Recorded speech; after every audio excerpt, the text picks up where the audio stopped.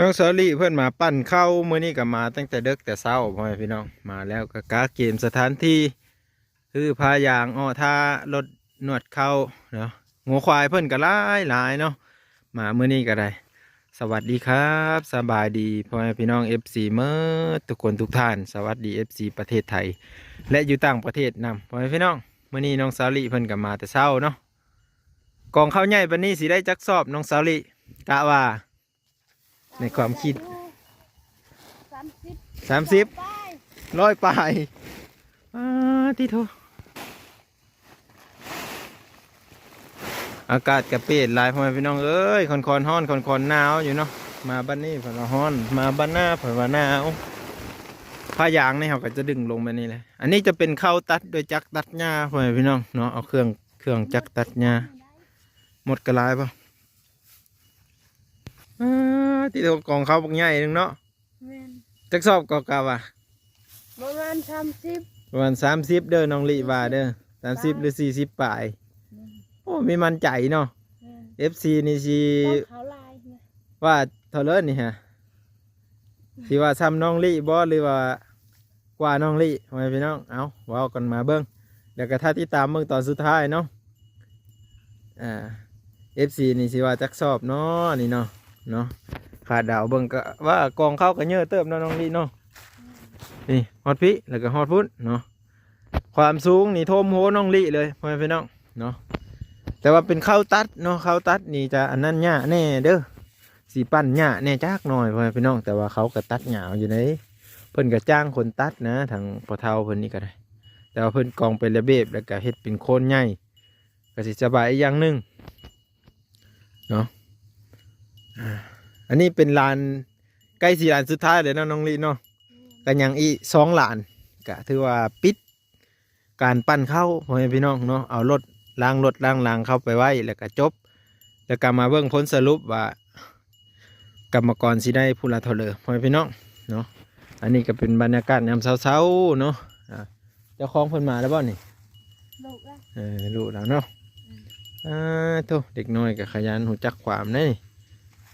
เติบไปไหนเหรอมาพี่ห้ำมาพี่ห้ำหน่อยมาพี่ ชื่อเนี่ยเลิศน่ะห้ำน้อยนะคำลาบ่เติบไปไหนคำลา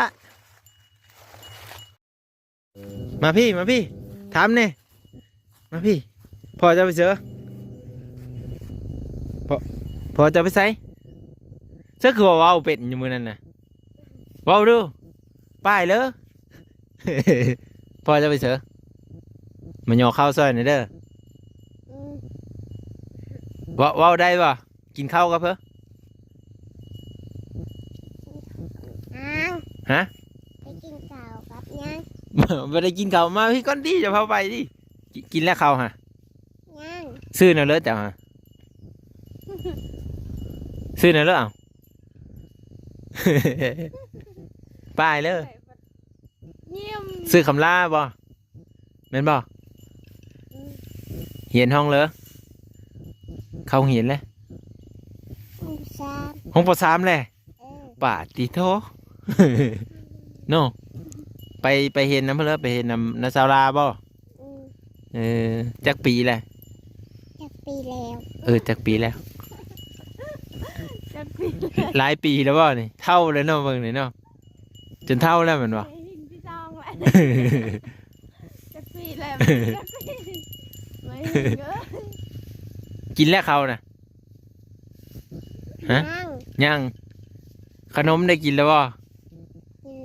กินแล้วเอ้าคือมีปันไอ้กินน้ำสะเอ้าไปซื้อแล้วนะลีเลยแม่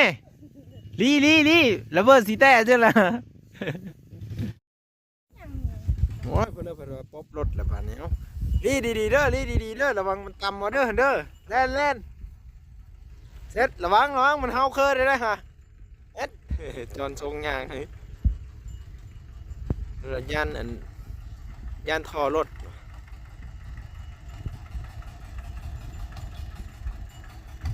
โอ้ย่างโค้งไปพูดเลย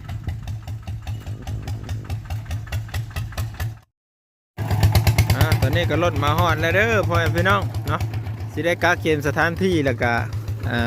ตั้งเครื่องจักรพ่อแม่พี่น้องเนาะหลังจากนั้นก็จบพิธีเนาะไปค้ำมันเครื่องหุ่นอันนี้ลงก่อนพ่อแม่พี่น้องเอ้ยแล้วลงค้ำครั้งนั้นเด้อต้องหอมแต่ผักขะแยง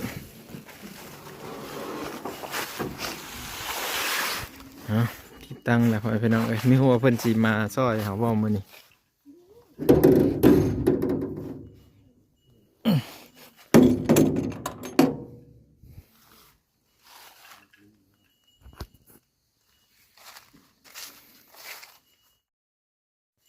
ติดตั้งเครื่องสำเร็จแล้วพ่อแม่พี่น้องเนาะ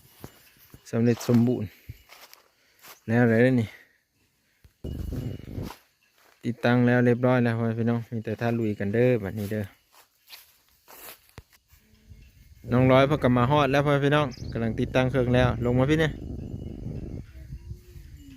กล่องข้าวบักใหญ่ๆนึงเนาะเอาสวัสดี FC ก่อน สวัสดี มื้อนี้มาปั่นข้าวแต่เช้าเนาะมื้อนี้ลุยยอกระสอบข้าวแล้วน้องร้อยเพิ่นกระสอบข้าวกับมัน40 ปลายโลพุ่นละพ่อแม่พี่น้องความหนักนะน้ำหนัก40 ปลายโลเนาะ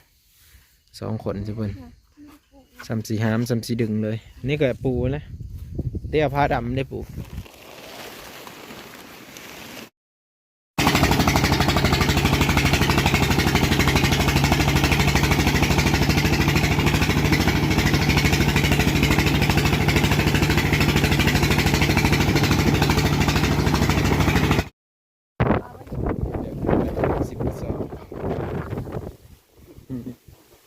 ลักไปไว้อยู่เทงกับใครอยู่ร้อนอย่างสิได้ไปเอาคือเกิน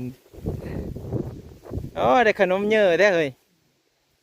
กินพอดีเนาะราคา15-16กินนะกินน้ำแน่กว่าได้กินได้ราคา1,000-2,000มันมีแซ่บเนาะไปแล้วเราพี่น้องก็สิได้คนเข้ามาไว้ก่อนไปร้านต่อไปได้ปะ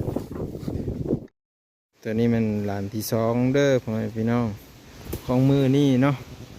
ร้านที่2ก็ต่อเสือกันเลยมื้อนี้ก็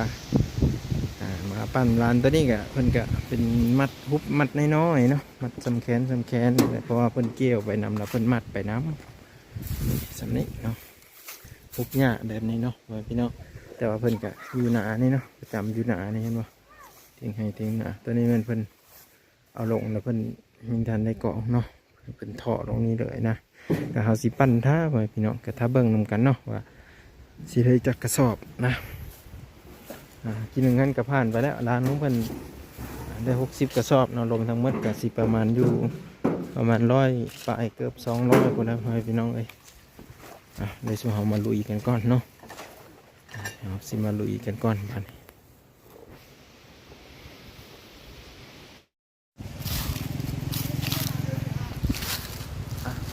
คลิปนี้ก็เสร็จจบว่าเพียงซ้ำนี้แล้วพ่อพี่น้องเพิ่นก็ได้อยู่50 สอบเนาะตอนนี้เราก็เดินทางมาแล้วเนาะกลับแล้วพ่อพี่น้องก็ขอบคุณที่รับชมและติดตามเบิ่งเนาะเลยครับสำหรับถ่ายคลิปบ้านน้องลิเนาะน้องลิพ่อเพิ่นกับแม่เพิ่นสิได้เฮ็ดเถินนะพ่อพี่น้องก็เพิ่นขาดเลยเพิ่นเลยแน่ก็มาเบิ่งนำกันเนาะว่าน้องลิเพิ่นก็อยู่นำเขาบ้างก็โดนแล้วพ่อพี่น้องแต่เพิ่นจะมีแผนการจากเฮ็ดเฮือนเนาะตอนนี้ก็ได้พ่อเพิ่นสิเฮ็ดเฮือนแล้วก็สิได้เตรียมไม้เตรียมอุปกรณ์ต่างๆใน